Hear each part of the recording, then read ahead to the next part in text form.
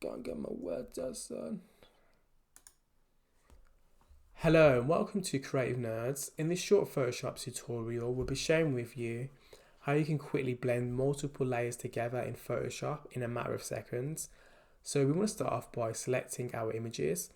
So we've just chosen 3 different fishes, and it's images which we've downloaded from Unsplash, and we've just tried to keep all of the images that we've chosen to images that have a dark background to make the blending transition a little bit more easier.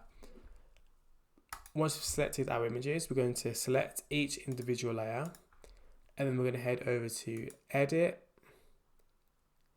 Auto Blend Layers, and then select Stack Images, then OK.